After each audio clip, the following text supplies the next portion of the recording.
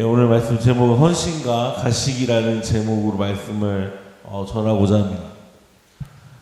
베드로와 요한이 성전에서 하반신 장애인을 고치고 또 종교 지도자들에게 잡혀 감옥에 갇히게 됩니다. 종교 지도자들은 기적을 보인 이 베드로와 요한을 어떻게 처리해야 할지 두려워하죠.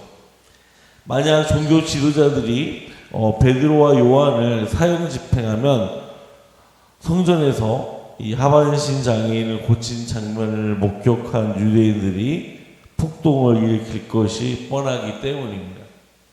그래서 어쩔 수 없이 이 베드로와 요한을 풀어주게 되죠. 베드로와 요한이 감옥에 나와 예루살렘 공동체를 들어오니 더욱더 제자들과 성도들은 믿음이 굳건해지고 또 성령 충만해져서 하나님의 말씀을 담대하게 전하게 됩니다. 사도행전 4장 32절을 보게 되면 믿는 무리가 한 마음과 한 뜻이 되어 모든 물건을 서로 통용하고 자기 재물을 조금이라도 자기 것이라 하는 이가 하나도 없더라. 아멘. 이 성도들은 성령 충만함으로 인해 예루살렘 교회의 성도는 한 마음 한 뜻으로 생활하였습니다. 이것은 성령을 통해서 영적으로 하나가 된 것이죠. 어떤 사람들은 이 말씀을 왜곡해서 이 말씀은 공산주의의 시작이다 라고 주장하는 사람들도 있는데요. 언뜻 보면은 비슷해 보이지만 속성 자체는 완전히 다르다고 볼 수가 있습니다. 이 공산주의는 이 정부 시스템에 의해서 움직여지는 거고요. 만약 공산주의가 시작이었다면 교회의 교인이 되기 위해서는 예수를 믿기 위해서 자기의 재산을 의무적으로 교회에 팔아야 했을 것입니다.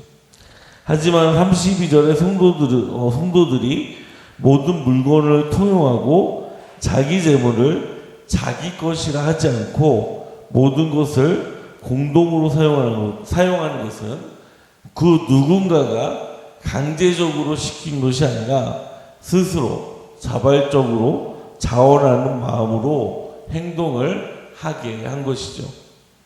물론 이 바탕 안에는 성령 하나님이 역사하셔서 이루어지신 것입니다.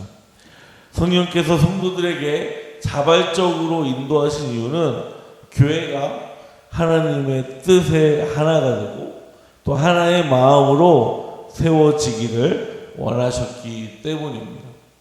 만약 교회 안에 같은 마음이 아니라 각자 다른 마음을 품었다면 그 교회는요 건강해지지 못할 것입니다. 또 그 교회는 성장하는 길로 가는 것이 아니라 점점 망하는 길로 가게 될 것입니다.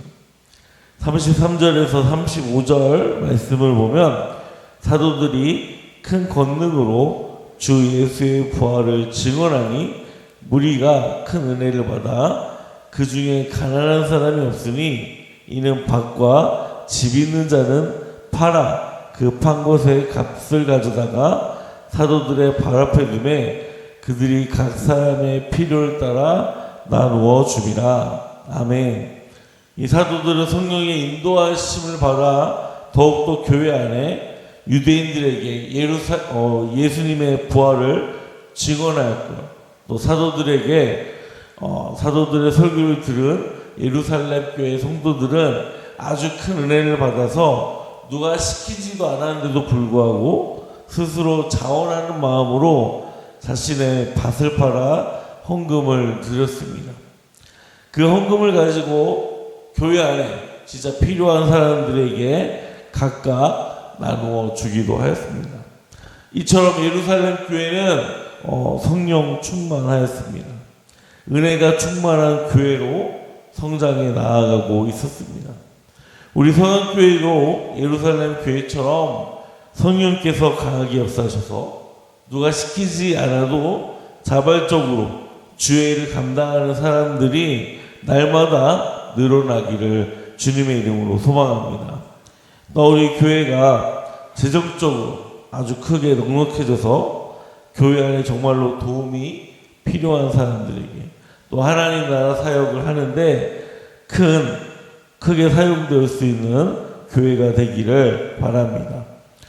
또 예루살렘 교회에서 스스로 자신의 밭을 팔아 헌금한 일들은 비일비재했습니다. 그런데 성경 저자는 그 중에 한 사람을 지목을 하게 되죠.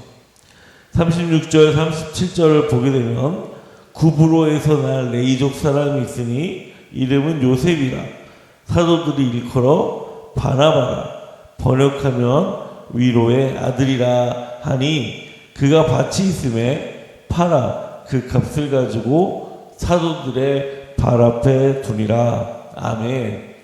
이 성경 저자는 구브로 출신인 요셉 즉 바나바를 지목을 하죠. 다른 사람들은 바나바처럼 자신의 밭을 헌금하였습니다. 그런데 성경 저자는 그 가운데서도 바나바를 지목합니다. 그 이유는 사도행전 11장에 안디옥이라는 지역에 전문 목회자가 없이 교회가 스스로 세워지게 됩니다. 그 소식을 들은 예루살렘 교회는 바나바를 안디옥 교회 목회자로 임명하여 보내지게 되죠. 그뿐만 아니라 바나바라는 이름의 뜻은 위로의 아들이라는 별명을 가지고 있습니다. 나중에 사울이 다메섹 도상에서 예수님을 만나게 되어 회심을 하게 됩니다. 그 회심한 이후에 사울에서 바울이라는 이름으로 사용을 하게 되죠. 그때 바울의 성품을 받아준 사람이 바로 바나바입니다. 바나바는 다소에서 목회를 준비하고 있는 바울을 안디옥 교회로 불러서 함께 사역을 하게 되죠.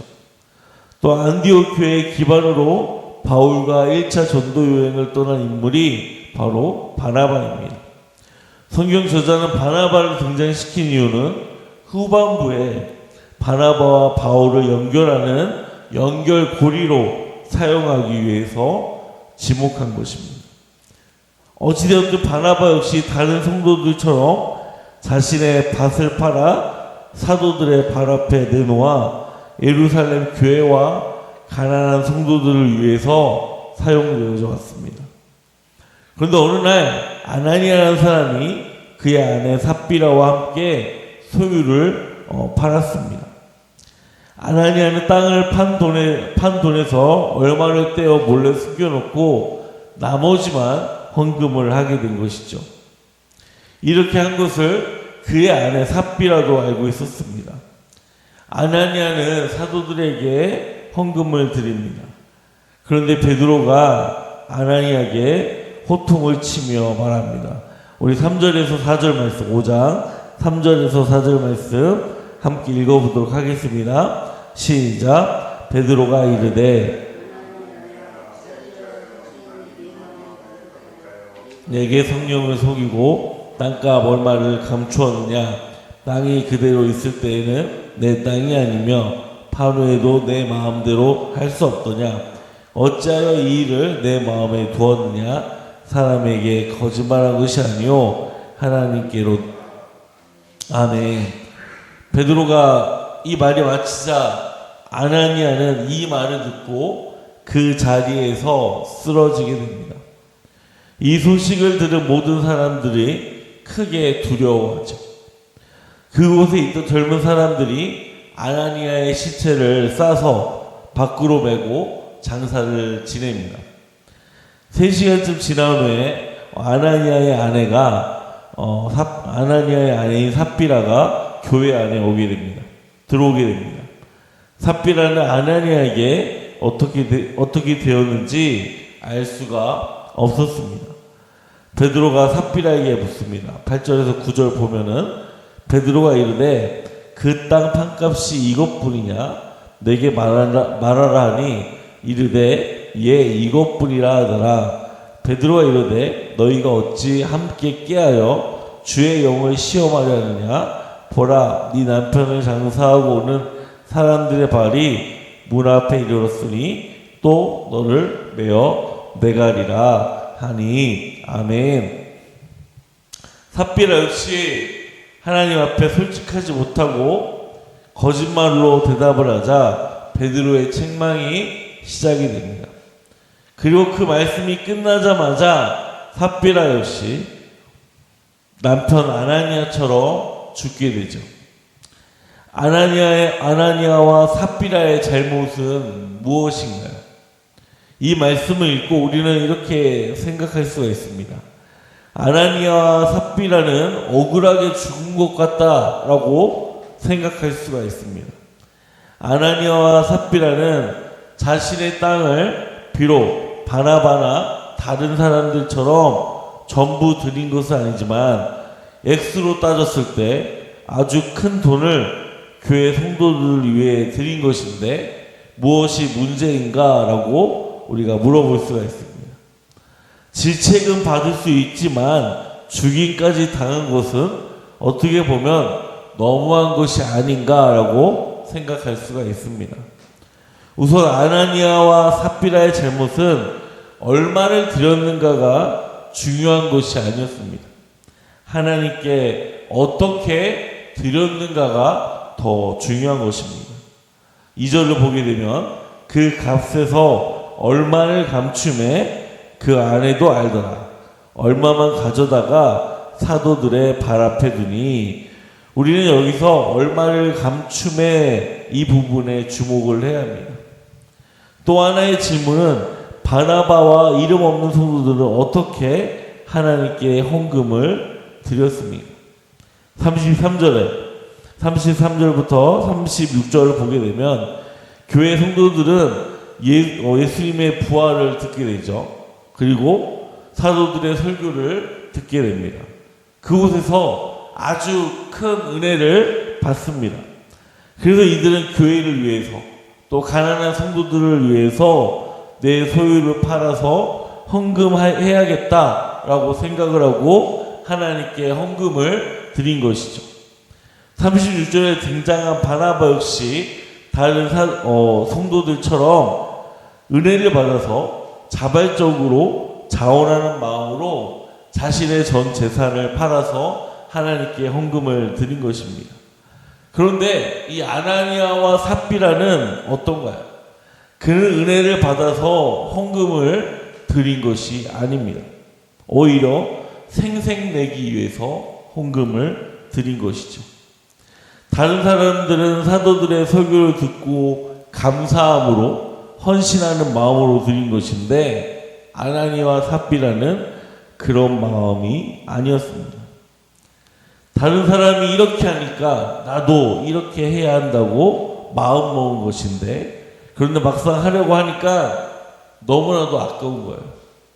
어차피 보는 사람이 없으니까 어느 정도 떼어놓고 하나님께 드리면 뭐 마찬가지지라고 생각을 한 것이죠. 베드로는 아나니아와 삽비라의 마음을 안 것입니다. 그들이 자원하는 마음으로 감사하는 마음으로 드린 것이 아니라 남들도 하니까 나도 이렇게 해야지라고 생색내기 위해서 하나님께 헌금을 드린 것입니다. 2절에 감추어라는 단어에 우리가 주목하라고 했습니다. 그것이 그 증거입니다. 만약 아나니아와 삽비라가 헌금을 내고 싶은데 아직 믿음이 연약해서 부족해서 이 자기가 파는 그 헌금이 전부 내는 것이 부담스러워했다면 아마 이렇게 했을 것입니다. 제가 땅을 팔아서 얼마를 받았는데 아직 제가 믿음이 연약해서 뭐 10분의 1 또는 5분의 3 정도만 드리고 싶습니다 라고 솔직히 말했다고 한다면 하나님께서는 이러한 죽임을 당하지 않았을 것입니다. 베드로가 삽비라에게 물었을 때 솔직히 말했다고 한다면 꾸중을 들었을지 몰라도 죽음까지 가지는 않았을 것입니다. 오늘 말씀 제목을 헌신과 가식이라고 정했습니다. 헌신과 가식은 종이 한 장 차이입니다. 헌신은 누가 시키지 않아도 스스로 자발적인 마음으로 하는 것이 바로 헌신입니다. 가식은 다른 사람에게 생색내 보이고 보이기 위한 것이 바로 가식이죠. 우리 역시 신앙생활하면서 헌신과 가식 사이를 왔다 갔다 할 수 있습니다. 오늘 말씀에서 우리에게 주는 메시지는 가식은 하나님을 속이는 악한 행동이라고 말씀하고 있습니다. 사랑하는 여러분, 우리의 신앙생활을 하나님을 속이는 가식적인 삶을 살지 않기를 주님의 이름으로 소망합니다.